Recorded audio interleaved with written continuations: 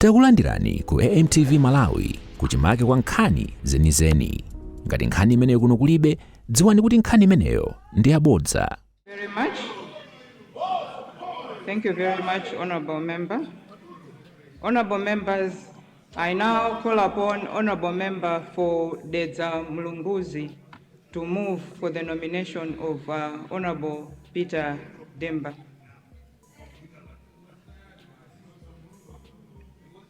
Dedza Mlondoni. Dedza Mlondoni.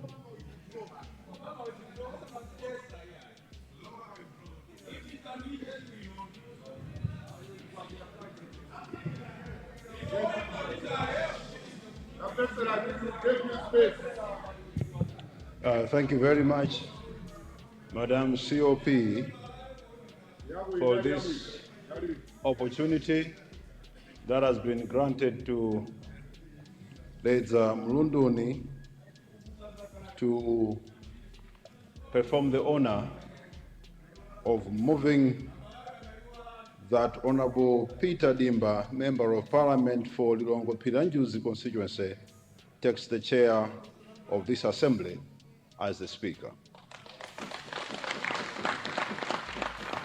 Allow me, Madam COP, on the onset to join those that have spoken in congratulating every one of us that has made it into this august house, earning the trust of our people and being elected as distinguished members. Your election speaks to the dedication you have and your commitment to the faith that millions of Malawians have placed in your leadership. Madam COP, I do this knowing that today, as we gather here, it is clear that we are wearing the shoes that have been worn before us by some great men and women, true patriots who led with dedication and honor. What defined the past leaders as great was not just their title, but the legacy they left behind. So too, we will be judged by the legacy we leave for future generations. I do this also knowing pretty well that the National Assembly is not just a chamber. It is the heartbeat of our democracy, the very institution entrusted with making laws, exercising oversight over the government, and representing the hopes and dreams of every Malawian. I do this knowingly the importance of this House is reflected in the caliber of its members. We are men and women who think uprightly, who put our nation above everything else. Out of 22 million citizens, only 229 will be chosen to carry out this immense responsibility. Our people deserve the very best from us, and we cannot afford to let them down. The Speaker of this House, therefore, has a duty to ensure unity and respect for the citizens. While we are passionate about serving our people, passion alone cannot make someone a good speaker. On that chair, Madam COP, we need a leader with wisdom. On that chair, we need a leader with integrity. On that chair, we need a leader with humility. Someone impartial, disciplined, and unifying. Someone who can command respect professionally and personally. It is in this spirit that once again I stand to nominate Honorable Peter Demba for election as the Speaker of this august House.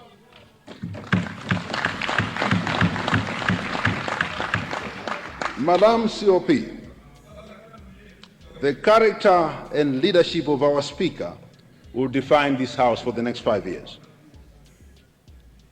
If our Speaker acts with wisdom, we become a House of wise parliamentarians. If the Speaker acts otherwise, we are all judged by that standard. We present this name knowing that, for example, when a president is perceived to be corrupt, the whole government machinery is said to be corrupt. When the judiciary head is said to be corrupt, the whole judiciary is said to be corrupt. When the head of the legislative arm of government acts in a manner that does not conform with the qualities of that office, the shame is worn by everyone of the members of that house. We fully understand the Speaker's chair demands someone with the right characteristics both in public service and personal life.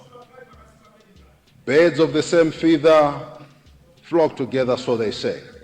We are certainly wise enough to choose a good speaker endowed with wisdom.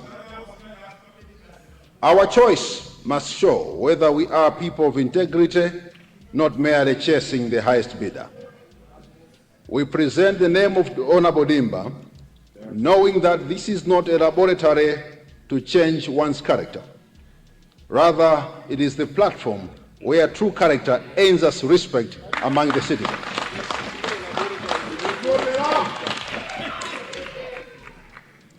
I do this understanding pretty well that our character in life shapes what we become in future. If we are crooked before, leadership will only magnify that crookedness. If I am a crooked person, I will only become a crooked MP. I'll only become a crooked minister. I'll only become a crooked speaker. If I was wise before coming into this house, I'll make a wise MP, a wise minister, and a wise speaker. Madam COP, if I was a fool before I came here, I'll only become a foolish MP, a foolish minister, and a foolish speaker. This house will not change what I have been before. So as a house, we are at a very critical juncture as a nation where we cannot afford to have a speaker that does not possess a dot of wisdom. We need a speaker that will uphold the dignity of this institution. Madam COP, the young man Peter Dimba, born on 5th March 1982, since 2014, he has represented the people of Lilongwe Pilanjuzi, previously known as Lilongwe South. He began his journey as an independent MP, allowing him a deep understanding of independent MPs and impartiality in this House. His career includes service as a Minister of Labor, Deputy Minister for Transport and Public Works, giving him invaluable insight into the workings of government. As chairperson of the Legal Affairs Committee, he has been at the forefront in scrutinizing all bills and subsidiary legislation, fighting for rule of law, good governance, anti-corruption, human rights, and justice.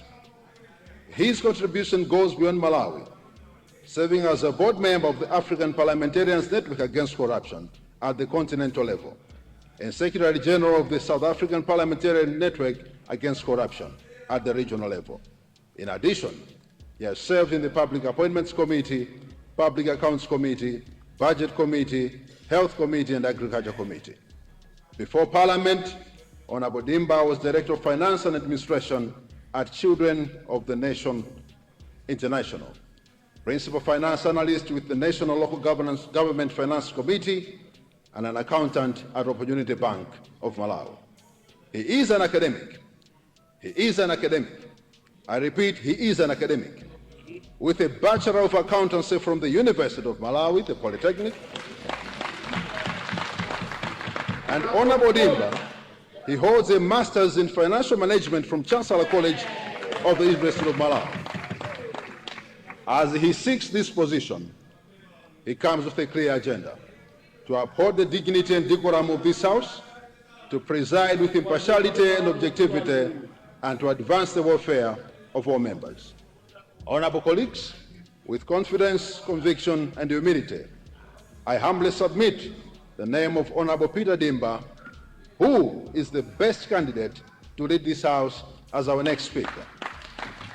As we vote for Honorable Dimba, we vote for someone whose character will be mirrored whose character will mirror what we are as a people of dignity. I respectfully request you all to honor the National Assembly and those you represent by voting for a man whose credentials, experience, and character tick every box of a good speaker. Madam COP, I beg to move. Osaiwala kupanga subscribe ku channel ya AMTV Malawi.